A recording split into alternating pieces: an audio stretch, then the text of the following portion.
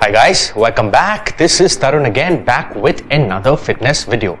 So I get a lot of questions from guys, asking me about muscle soreness. Soreness, when you typically, your that particular body part hurts, which you've trained in that gym. The questions are typically, Tarun, should we train when we have muscle soreness, or is muscle soreness a good thing? If I were to train while my body is sore, do you think my chances of injury are high? Should I even actually train or should I rest? So in this video, I'll be addressing all such issues for you folks, right? So let's quickly talk about what muscle soreness is, guys. So, before I begin, let's understand there are two types of muscle soreness, guys. One is your acute muscle soreness, which is nothing but if you were to train in the gym, let's say you're working out on your biceps, the pain that you're typically going to get immediately after in about 4 to 8 hours, that's your acute muscle soreness, which usually subsides in about a day or two, probably the next day it's gone. Then there is DOMS, is what is typically called delayed onset muscle soreness, which is if you've trained bicep and if you've trained considerable amount of heavy weights, that soreness will kick in after about 2 days, typically after about 24 to 48 hours, so much so that it will really hurt you in a good way. It's called the sweet pain, so to say. So that's delayed onset. So muscle soreness is something, it's a good thing, guys, first of all, but it turns bad when we really don't know, or rather can't differentiate between muscle soreness and joint soreness. Now I'll give you an example. Let's say you were training your bicep. Now when you lift heavy, obviously the bicep muscle of yours will get sore. But what typically would happen is that when we lifting heavy, we also tend to push our joints and ligaments as well when we do that bicep curls. Now what would happen is, if there's muscle soreness, the pain will be pretty much around this area. But if it's around your joint area, let's say your rotator cuff, or it's around your elbow, somewhere there, guys, that's a joint problem. What you've done is, because you've pushed yourself over the edge and you've developed a joint problem. It's not a problem, it would probably subside after about a few days. It will take more time than your actually muscle soreness, depending on how severely you have actually pushed yourself. So that depends on person to person and the recovery around it.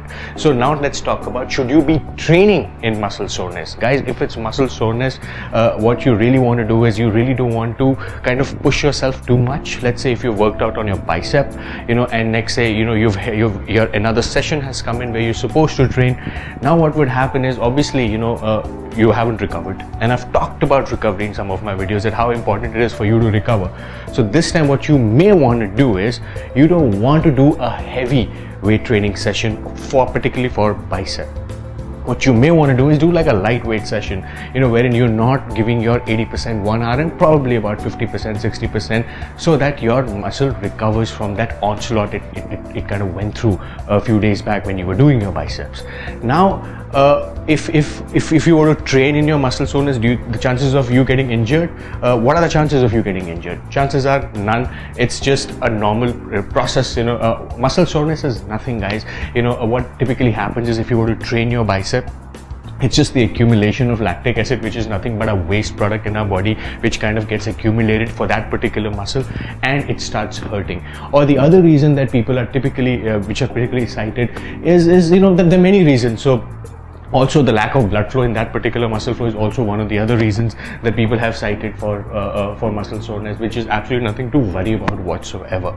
Now the point remains that if you haven't recovered, but if this were to happen on a daily basis, let's say you haven't been recovering from your workouts, so this muscle soreness will become an issue if you don't recover. And how can you recover from your workouts? Is by obviously eating correct, which is the nutrition part of it. You have to eat the right amount of foods, and I've talked about the importance of protein, carbs and fats, the macros in your diet. It also boils down to your recovery in terms of your sleep. If you're not resting, if you're only sleeping for 4 to 5 hours, and that sleep is also pretty disturbed, so chances of you are recovering well are very minimal, and you will not be able to train. And because you will not be able to train, it will impact your goal and the amount of pump, and this pain will never go, because you're not giving your body enough rest to recover. So guys, I always tell you, and I will tell you again, that whatever training split you follow, 3-day, 4-day, 5-day, 6-day, it's of utmost importance for you folks to rest. If you feel, and your body is the best indicator, I can only guide you. If your body will tell you if you can train well or not, especially your bigger body parts. Let's say, for example, you've trained your legs. Now with legs is you've done your heavy squatting. Now what will happen in heavy squatting is, if you've done it right, your quads, your thighs will absolutely hurt. So much so I've seen people, they actually throw up, they can't even walk. So is it advisable for you to train the next day? Probably not. But I've also seen people training the next day, and after about a few weeks into that particular training program, they get so bored. That's where the overtraining aspect part comes in, because you get bored, you're not giving your body enough time to recover or rest properly, because you're so enthused about training, and this enthusiasm eventually dies down because of these soreness, because of these ongoing muscle soreness, which you are inviting by not resting enough, by not eating enough. So guys, it's my humble request to you, muscle soreness you can train. It's a good thing, it's a sign that you had a good workout, but you really need to fix this by eating right and by sleeping right. So I hope this message gets into your head loud and clear. Any one of you who have any questions around muscle soreness, feel free to reach out to me either on my YouTube, Facebook or Instagram, and I'll be very happy to guide you how you can fix your muscle soreness. So until we meet again, peace.